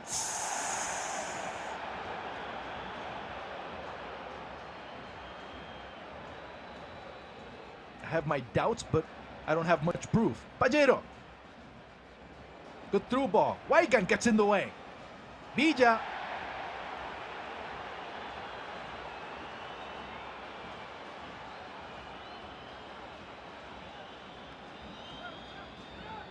Nicolás Ramirez quite assertive with his decision. Let's see right here. And that one, I don't think so. This one, I have my doubts. No, that one, this one's more of a penalty. Yeah, the Visha one, being kind of loose with the term. The Visha one looks close. We're already getting waved on to VAR, obviously not even in the slightest way swayed. Nicolás Ramirez, the third time, those two, the one in the first half, that Boca have looked for a penalty, and every occasion he seems to have felt as though the Boca player's gone to ground far too easily. Weigand certainly looked that way. Just looked like he was going to chuck himself to the ground as soon as he got into that position. Tigre, as I mentioned before, they like Boca, find themselves in a very favorable position, but in the Sudamericana, a team that ended up in the final over a decade ago. It's a good through ball. Medina, seeing if he can win that challenge. Second ball being won. Vasquez, having all sorts of trouble, but ends up dropping it back successfully. Pajero from outside, he gets blocked.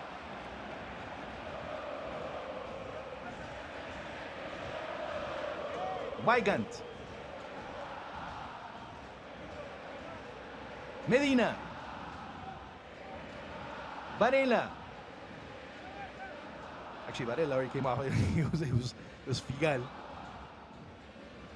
Bruno Valdez. Esteban Rolón controlling the middle of the pitch. Now, there's also talk about German Campuzano returning from his loan spell, as he's a player of interest, at least to observe by that man right there, Jorge Almirón. Yeah, Tigre will play Talleres next round. I'm sorry, go ahead. I think, again, that will lead the conversations to where the outgoings could be in Boca in central midfield. When you look at that position already, and you've looked at a number of the options already today, Eki Fernandez, Varela, Medina's now playing centrally, Pajero, they want to keep at the club, Rolón still at the club. I feel as though something's got to move the other way if you're going to add Campuzano into the mix.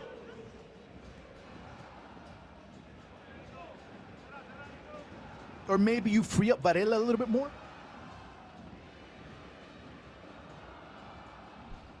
Yeah, potentially. I mean, they're obviously going to want options as well going into the Libertadores knockout phase as well. But as I said in the first half, discussing potential ways to make money, it's probably those central midfield players, the most sellable assets at the moment for Boca. Rolón. No foul being called. Medina. Tigre play Talleres in Victoria next round. Then they'll host Academia Puerto Cabello in Sudamericana. Quite an accessible match for them. And basically, if they win that match, they kind of have a foot already into the next round. Fabra. Keep in mind that Sao Paulo would find themselves in the same boat as well as they face Deportes Tolima.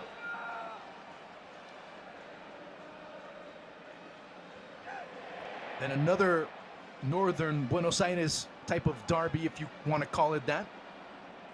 One of them old school encounters between Platense and Tigre. Followed by a big match for Tigre against Vélez.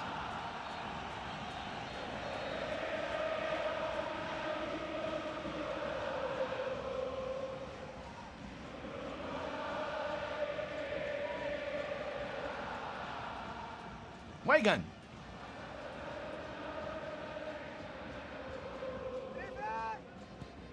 Garcia. 83 minutes now. Boca still, I don't know if clinging on, but very assertive with a 1-0 lead. And I say that because, to be quite honest, Tigre haven't shot on target. Of note, I guess. I mean, to be more precise. Actually, I'll give you a good statistic. 3 shots total for Tigre. None of them on target. Yeah, it's been a deeply disappointing performance. You have to give Boca credit for that, as you did, I think, in the last home game, the win against Belgrano, where you could say the same thing. The visitors were disappointing, but they just struggled to match Boca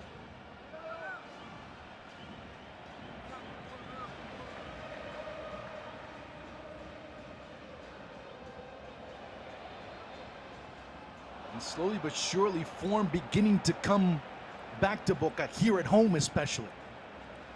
Although, I don't know if I should say this one because maybe I end up giving it the commentator's jinx. I don't know. I'll mention it maybe a little bit later on. Now, that's not my fault, but let's say if you include this match and if they win it, I'll phrase it that way. This would be the 4th consecutive match that Boca wins at La Bombonera.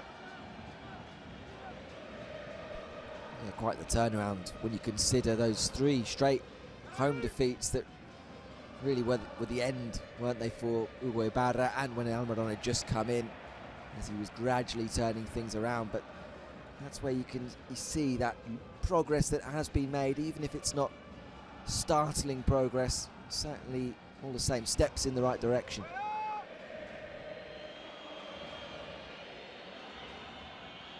For some fans, it might end up being kind of results that are being acquired at a snail's pace, but they're still in the right direction. Colidio trying to dribble past 3, protecting it as Weigand. Maybe overcomplicating the situation. The former Gimnasia man, as this is the goal that has basically won the match. Yeah, I think if you were to look back and just in isolation say Boca won or were winning 1-0, this was the goal, then you might think Tigre were a little bit unlucky that it came down to just a goalkeeping error, but I think that would only tell a very small part of the story here tonight, because Boca have been vastly superior to the visitors and probably should have been out of sight by this stage, not a nervy 5 minutes holding on to just a 1-goal lead. But I mean, wouldn't that end up falling into the category of making your own luck too? Yeah, of course. I mean, the other ones that Merentiel had, either he missed them or he hit the crossbar, or he ends up not hitting it right, or it gets cleared off the line, or the goalkeeper has a great save. Absolutely, I mean, it doesn't take anything away from the goal. Yeah. But just in isolation, you might look at it and say, oh, it wasn't much in the game if that was the only goal, but there has been a gulf between Boca and Tigre tonight. Villa trotting it forward. Medina.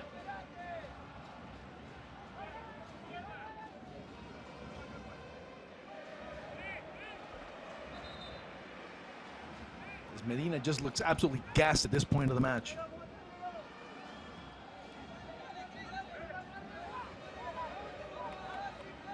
Tigre would be dropping to 15th in the table, and maybe could go a little bit more.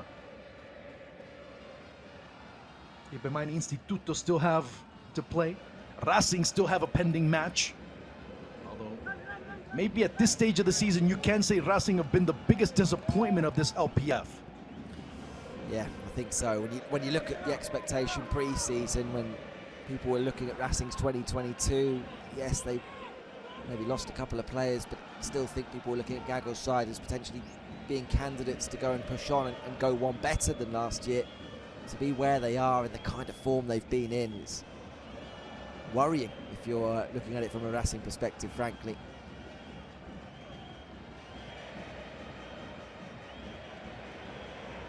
Maybe they're hopefully waiting for things to go awry for one Chacho Coudet over at Atlético Mineiro. Although that hasn't been the case if you look at their recent form.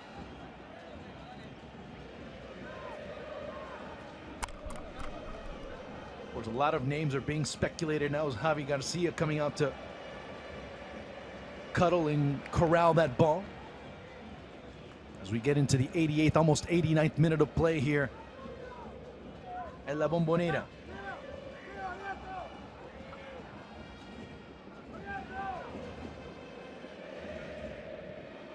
How many players do you think they need in order to kind of turn things around, but at least start to talk about being contenders once again in Libertadores play?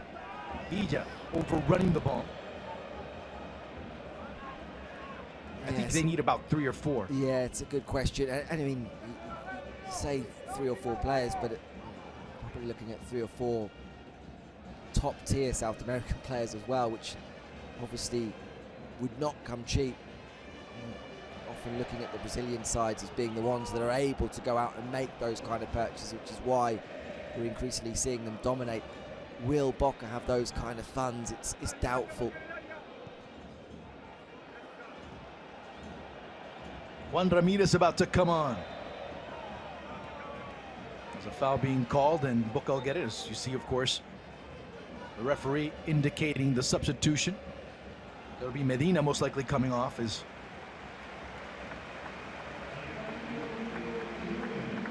he just looks gassed at this moment, and the former San Lorenzo man. Maybe one of those players that's on his way out. Now, another player that could be on the way out, there's just a, of course, this is just speculation. I'm not saying that it's something that's absolutely true, is Oscar Romero. I think he often flatters to deceive, doesn't he? Wonderfully talented player, but at times you struggle to put him into the 11 for Boca, and when he does play, there's a lot of occasions when he doesn't have the impact that you need him to have when you look at the position he's taking up as that kind of playmaker, where you need him active, you need him pulling the strings, and he doesn't have that kind of influence in the game. So you could see why he would enter into those kind of conversations.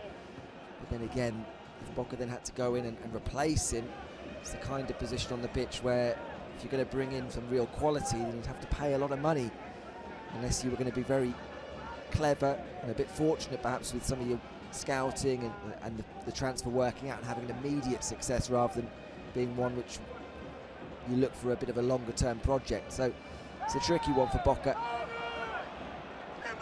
And this time and this moment for Boca looking a bit tricky as well, as they're starting to get a little ragged on defense.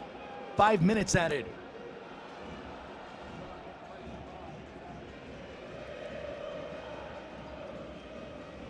Marcos Rocco, of course, to return from his long injury layoff, will be an extra boost defensively going forward.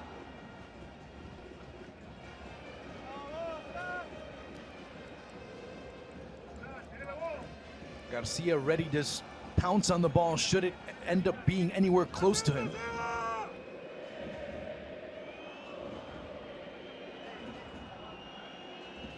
Doesn't want to end up showing his cards a little too much on this particular play. It'll be Lucas Menossi looking to serve that ball inside into the area. Garcia, it goes to Colidio! Oh boy, it would have been at 1-1 if not for Tigres players kind of colliding into each other. An opportunity wasted again by the visitors. Boca now looking very frail on defense. Pajero, somehow that ball gets to him. Running full speed ahead is Luca Langoni. Langoni looking to go through. Langoni! He sends it wide. Well, 2022 Langoni with a bit more game time under his belt. Sticks that one in the back of the net. We saw him do it so often late in games, and this is a real let-off for Boca. Retegui and Armoa getting in each other's way. Flying in, and it'll be a corner kick coming up here for Tigre. Boca starting to wobble a bit on defense. And with very little, Tigre could get back into this game and maybe even steal a point. Why not all three? There's still time for that. Going into the 3rd minute of stoppage time, the 3rd of 5. It'll be Medina, Sebastian.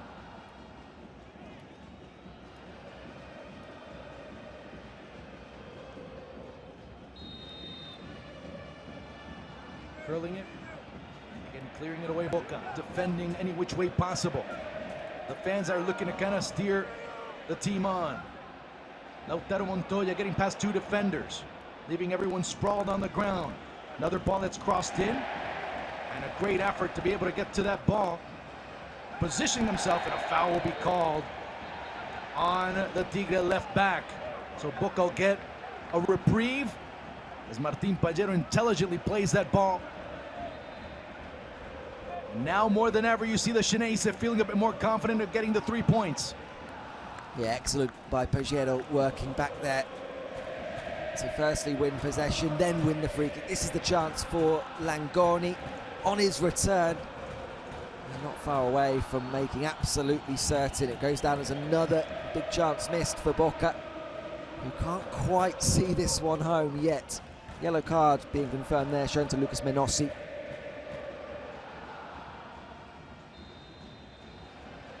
That is the third yellow card of the match for Tigre. Fourth overall.